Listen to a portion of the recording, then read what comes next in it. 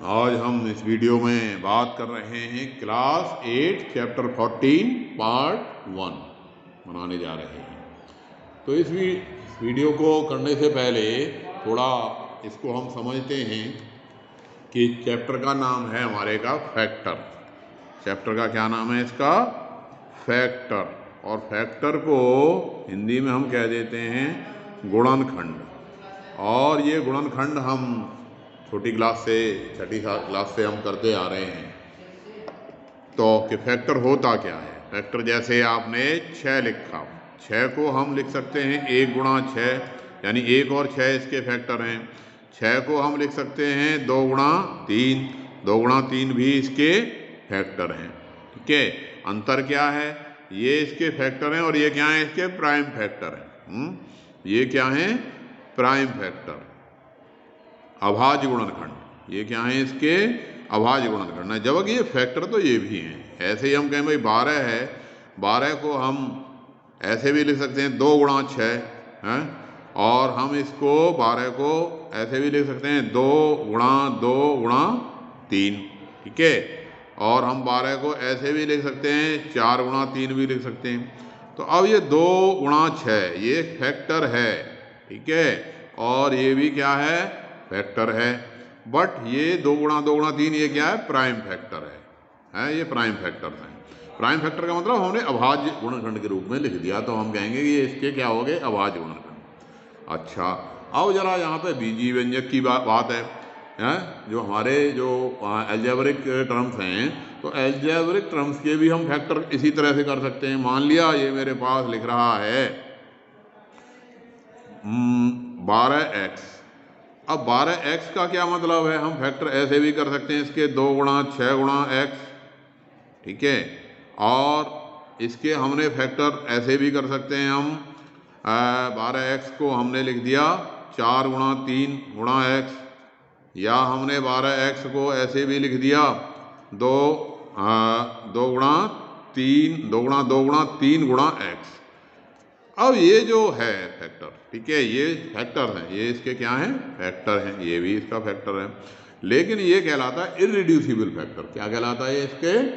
Irreducible factor. ये इसका यानी इससे आगे और नहीं हो सकते। तो हम यहाँ पे इसको इररिड्यूसिबल फैक्टर की बात करेंगे, और फिर बात करेंगे कॉमन फैक्टर की। मान लिया एक संख्या अभी हमने 12 के इररिड्यूसिबल फैक्टर कर दिए, 12x के इररिड्यूसिबल फैक्टर क्या हो गए? 2 गुणा 2 गुणा 3 गुणा x। अब दूसरी संख्या है हमारे पास 4x। अब 4x के इररिड्यूसिबल फैक्टर क्या हो गए? 2 गुणा 2 गुणा x। ठीक है कि नहीं? अब इन दोनों में जो कॉमन है, कितना हिस्सा कॉमन है भाई? ये 2 गुणा 2 और ये x, ये हिस्सा कॉमन है दोनों में। ठीक है, तो ये इन दोनों में क्या आ गया? Common factor. इसलिए 2 गुणा 2 गुणा x क्या हो गया? यानी कि 4x, ये हो गया कॉमन फैक्टर।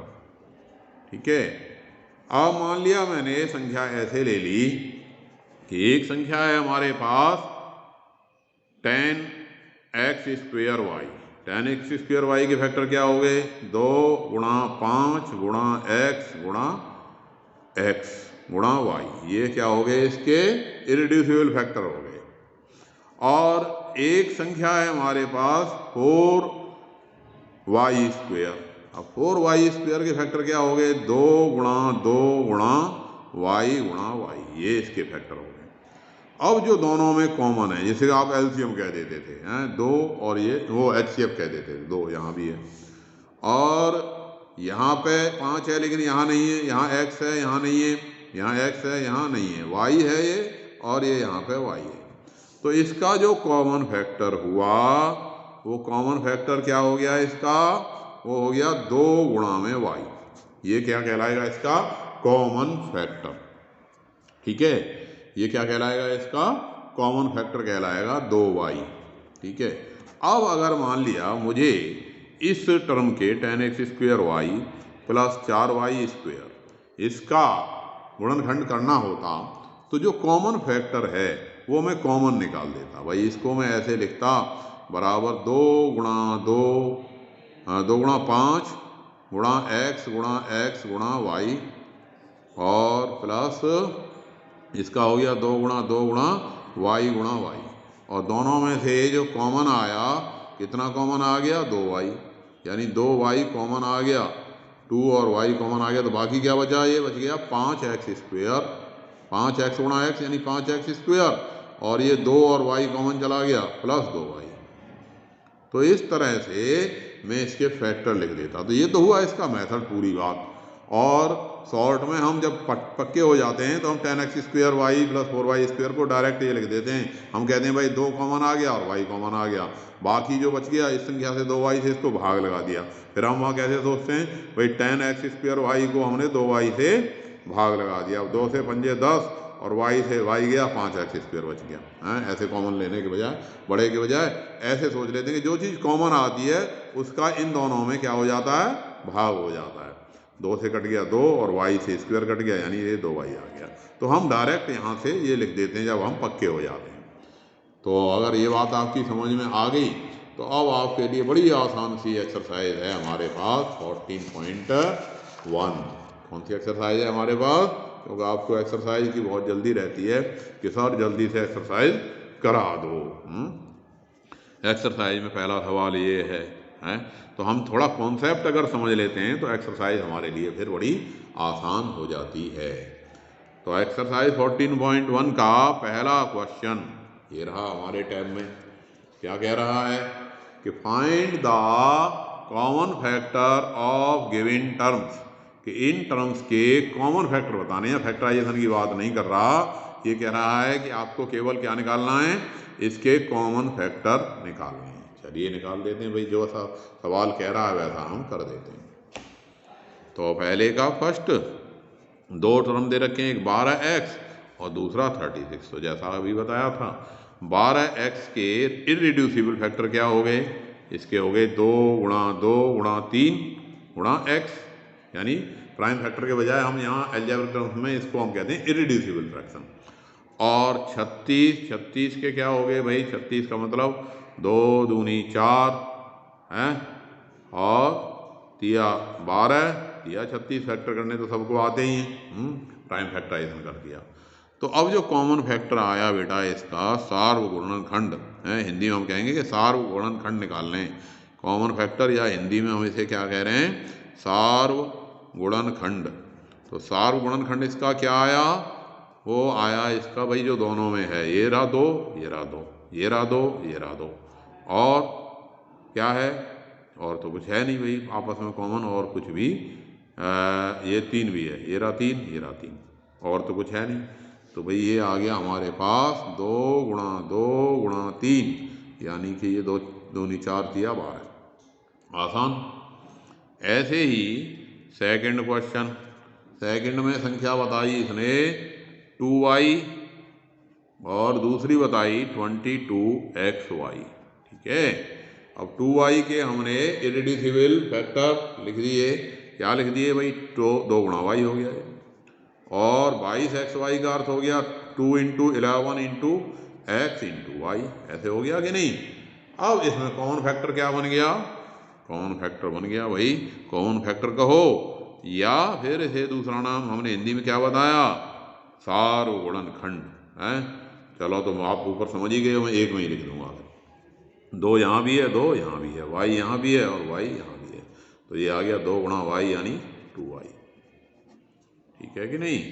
इसी तरह से इसका जरा तीसरा सवाल देख लेते हैं। अब थर्ड क्वेश्चन क्या कहता है, इसका तीसरा सवाल है 14pq। 14pq का मतलब अब इसके इररिड्यूसिबल फ्रैक्शन क्या हो गए, 2 सत्ते 14 गुणा p गुणा में q, और 28p स्क्वेयर q स्क्वेयर, ये क्या बन गया, 28 के फैक्टर करे हमने पहले, क्या बन गए, 2 दूनी 4 सत्ते 28, अब p स्क्वेयर का मतलब p गुणा q। अब जब हम तो इसके कॉमन फैक्टर क्या हो गया, इसका कॉमन फैक्टर जो दोनों में है, इररिड्यूसिबल करने के बाद जो दोनों में है, 2 ये 2 ये 2 आ गया, ये 7 ये 7 ये 7 आ गया, ये p ये आ गया P, और ये Q और ये Q, ये आ गया हमारे पास Q। तो हमने लिख देंगे इसको 14PQ आ गया ये हमारा 14PQ। जब हम थोड़ा आगे बढ़ जाते हैं तो हम क्या कर लेते हैं भाई, 14 और 28 में कॉमन कितना आ गया, 14 का बड़ा 28 में जाता है, 14 आ गया इसका HCF। और इसका HCF निकालने का तरीका क्या होता है कि भाई जो छोटी पावर है वो आ जाएगी।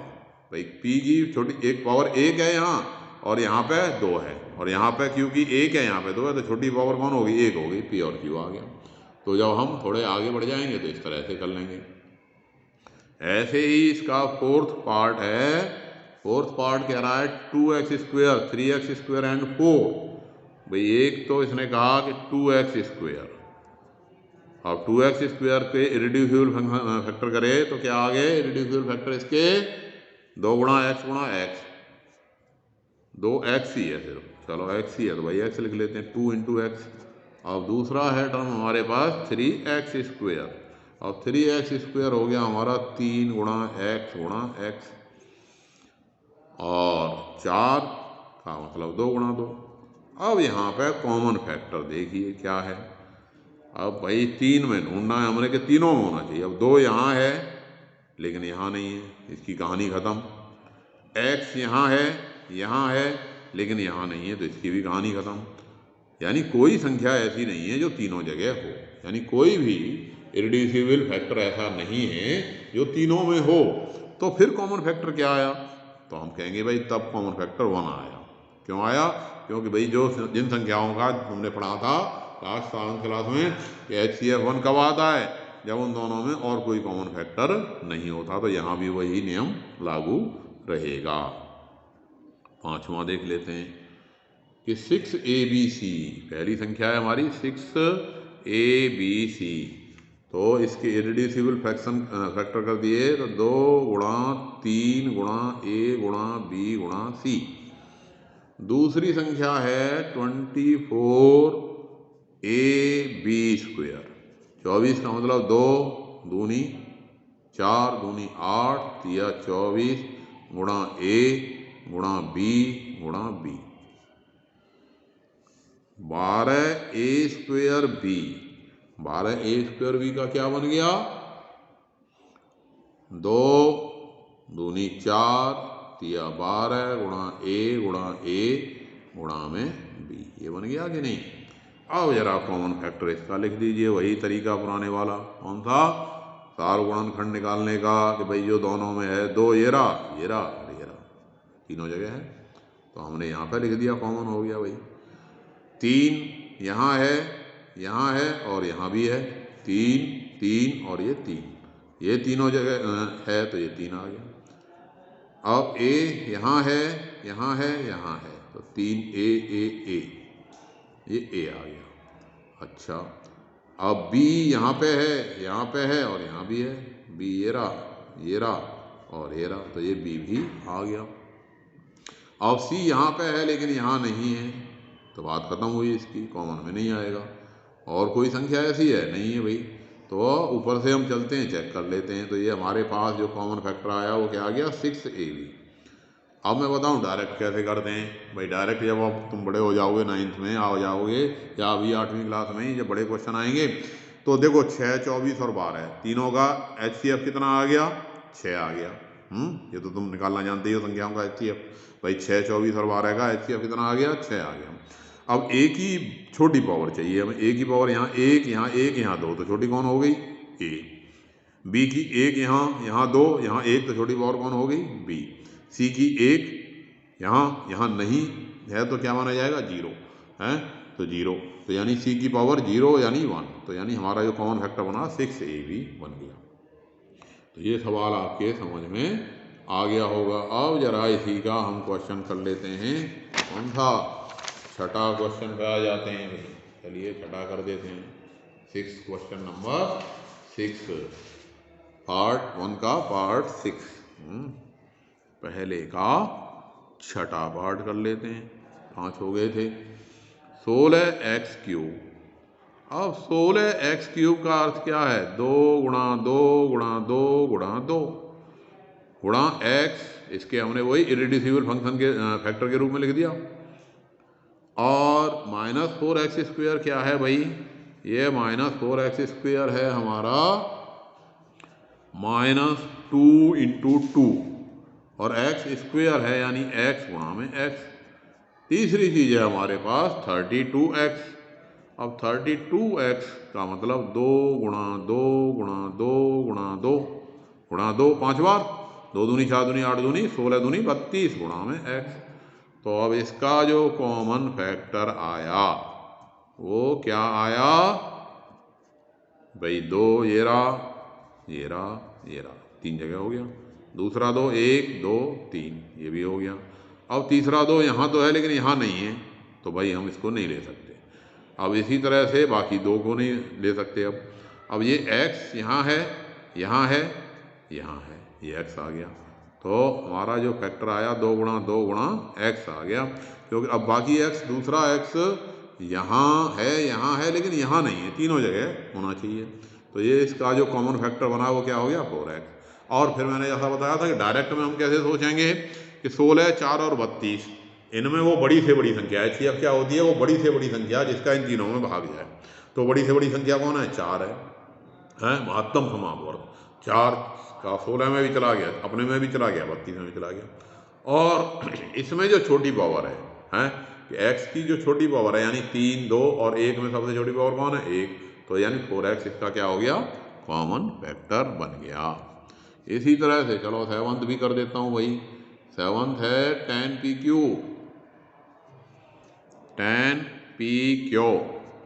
10pq का सारगुणनखंड वो कॉमन फैक्टर निकालना है। तो क्या बन गया इसका इरेड्यूसिबल फैक्टर, क्या बन गए 2 × 5 × p × q। और 20qr का क्या बन गया 2 दूनी 4 पंजे 20 × q × r। और 30rp, rp का हो गया 2 तिया 6 पंजे 30 × r × p। अब तीनों में हमें क्या ढूंढना है, कॉमन फैक्टर ढूंढना है। इसमें से हमें क्या ढूंढना है, कॉमन फैक्टर ढूंढना है। अब ये 2 और ये 2 क्या हो गया 2। यहाँ पे 5 है, यहाँ पे भी 5 है और यहाँ पे भी 5 है, ऊपर से चलते चले जाओ हमेशा, 5 आ गया। अब P यहाँ है लेकिन यहाँ नहीं है, इसकी कहानी खत्म। Q यहाँ है लेकिन यहाँ नहीं है, तो इसकी भी कहानी खत्म। तो बस हमारा यही कॉमन फैक्टर हो गया, कौन 5 10।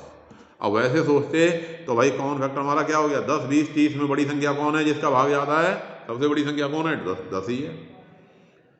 और P यहाँ है, यहाँ नहीं है, तो इसका ये नहीं आएगा। Q यहाँ है लेकिन यहाँ नहीं है, तो नहीं आएगा, बात खत्म। तो यानी कॉमन फैक्टर इसका क्या आ गया 10 आ गया। अब जरा इसी का क्वेश्चन नंबर 8वां पार्ट क्या कह रहा है, 3x² y³ 3x² y³ और का मतलब हो गया 3 × x और y की पावर कितनी है 3 है, तो y × y कितने बार आ गया 3 बार आ गया।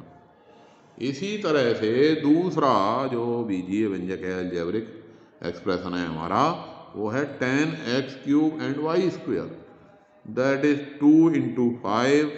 x कितने बार आएगा 3 बार आएगा, गुणा y × y। तीसरा है 6x² yz, 6x² yz। तो इसके क्या बने फैक्टर 2 × 3 × x × y में z, ये बन गया। अब हमें बताना है कि भाई कॉमन फैक्टर क्या बना, कॉमन फैक्टर या हिंदी क्या बताई थी इसकी सारगुणनखंड है। तो सारगुणनखंड क्या बना इसका, जो तीनों जगह हो। अब 3 यहाँ है लेकिन 3 यहाँ नहीं है कहीं, तो ये 3 नहीं आएगा।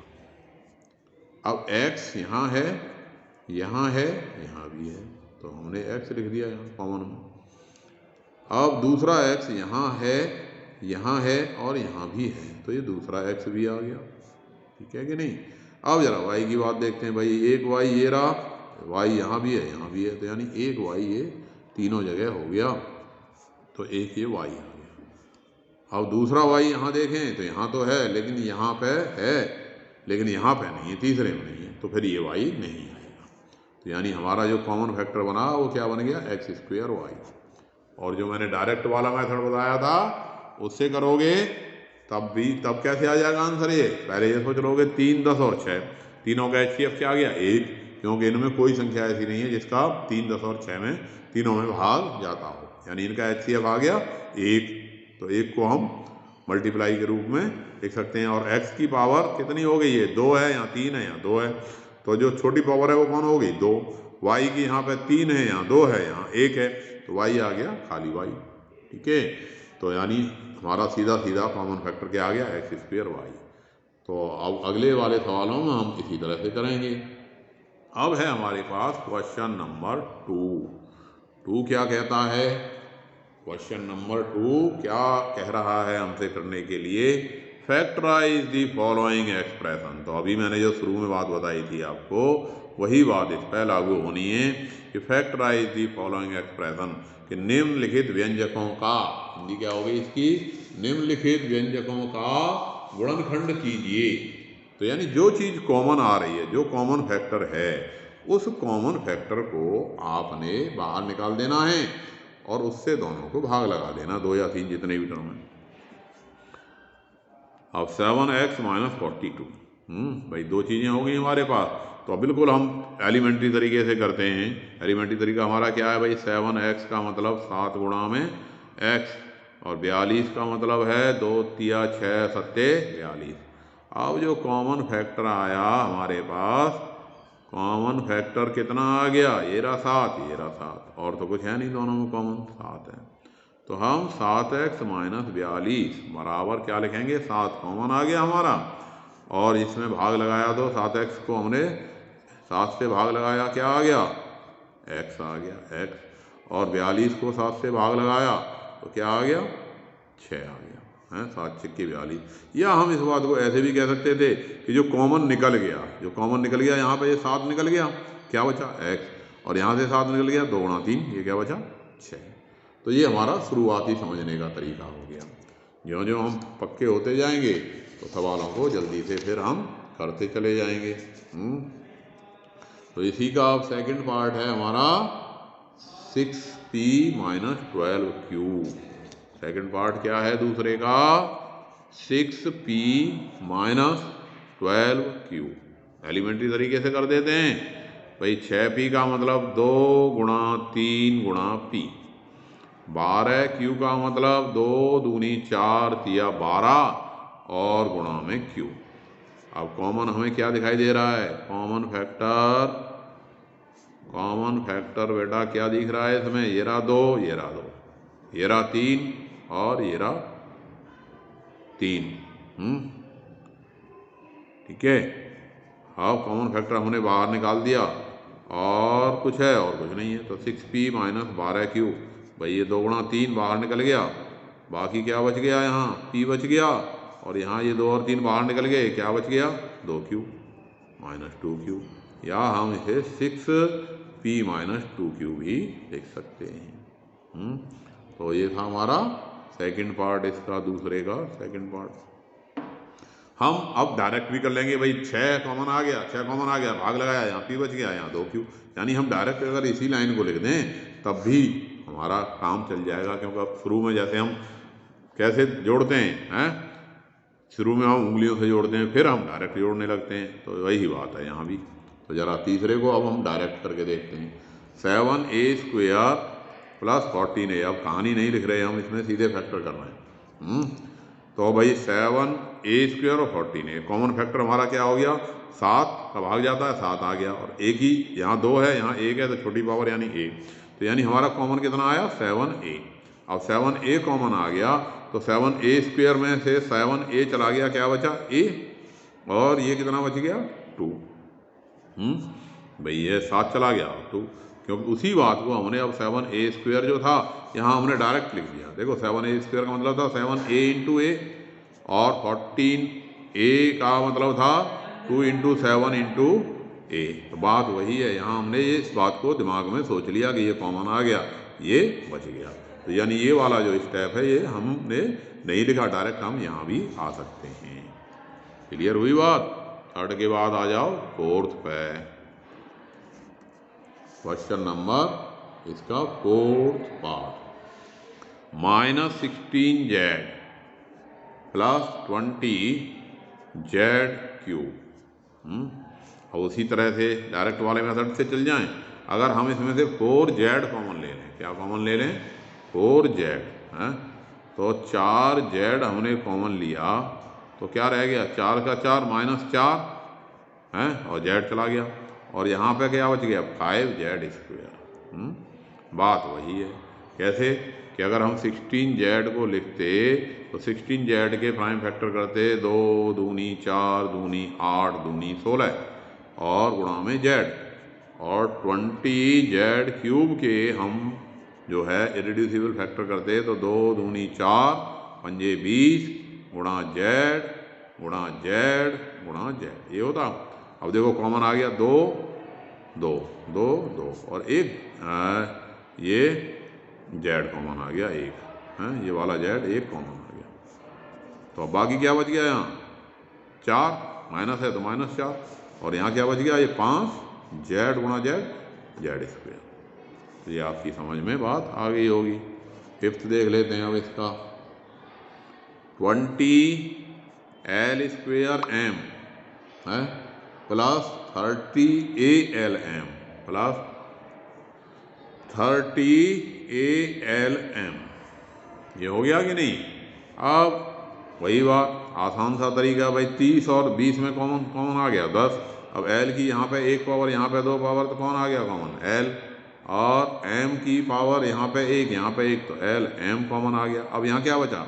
10 का भाग गया है इसमें 2, l² में से 1 l चला गया तो बाकी बचा l m बच गया है, और यहाँ 30 में से 10 चला गया कॉमन, l और m कॉमन चले गए तो बाकी बच गया a, तो ये क्या बच गया? 3a। बस डायरेक्ट लिख देंगे। ऐसे ही अगर हम इसके छठे पार्ट को करें, 5x² - 15xy²। अब बड़ा आसान भाई, 5 और 15 में कॉमन कौन आया? 5 आया। x की पावर यहाँ पे 1 और यहाँ पे 2, तो कौन सी छोटी पावर x आ गई? y की पावर 1 यहाँ 2, तो छोटी पावर y कॉमन आ गई। अब ये क्या बचा? 5x² में से कितना? 5xy कॉमन आ गया, तो यहाँ क्या बचा? x, और यहाँ पे क्या बचा? 15 में भाग लग गया तो 3 चला गया, और x कॉमन चला गया, और y कॉमन चला गया, तो यहाँ पे सिर्फ y बच गया, x 3 - 5xy ब्रैकेट में x - 3y। तो इस तरह से जैसे जैसे हमारी प्रैक्टिस होती जाती है तो सवाल को हम छोटा कर देते हैं। चलिए अब इसका ज़रा 7वां पार्ट भी देख लेते हैं, क्या कह रहा है 7वां पार्ट। पार्ट इसका 7, दूसरे का 7th पार्ट क्या कह रहा है? दूसरे का 7th पार्ट है 10a² - 15b² + 20c²। अब यहाँ पे देखो कॉमन क्या आया भाई, पूरी कहानी नहीं लिख रहे हम, शॉर्ट में सोच रहे हैं कि भाई 10, 15 और 20 में कॉमन कौन आ गया? 5 आ गया। अब 5 के अलावा और तो कुछ कॉमन है नहीं भाई, यहाँ a है, यहाँ b है, यहाँ c है, तो कोई भी ऐसा चीज़ नहीं है जो तीनों जगह हो। अब 5 से भाग लगा दिया, यहाँ क्या बचा? 2a²। 5 से 15b को भाग लगाओगे तो क्या बचा? 2b²। 5 से 20c को भाग लगाया तो क्या बचा? 4c²। यानी जो कॉमन आती है संख्या उसका बाकी में भाग लगा दिया जाता है। अब इसी का हमारे पास आ गया है 8वां पार्ट, ठीक है, पार्ट 8। क्या कह रहा है? -4a² + 4ab - 4ca। वही रूल भाई, 4 यहाँ भी है, यहाँ भी है, यहाँ भी है, तो 4 कॉमन आ गया। a की पावर यहाँ 2, यहाँ 1, यहाँ 1, तो कितना बचा? a आ गया कॉमन।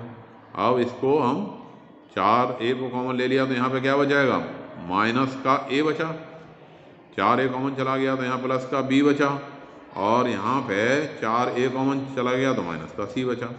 आप एक ऐसे भी कर सकते थे भाई, इसको आप -4a कॉमन ले लेते हैं। आप ये भी कर सकते थे कि इसमें से आप क्या कॉमन लेते, -4a कॉमन लेते। अब -4a कॉमन लेते तो यहाँ पे आपका a बचता, और इसका भाग लगाने पर -4a का इसमें भाग लगाते तो क्या बचता आपका, -b बचता, और ये क्या हो जाता, प्लस का c हो जाता। तो -4a a - b + c, यानी ये भी सही फैक्टर है इसका, और ये भी इसका ठीक फैक्टराइजेशन है। अब है इसका पार्ट 9, x² yz प्लस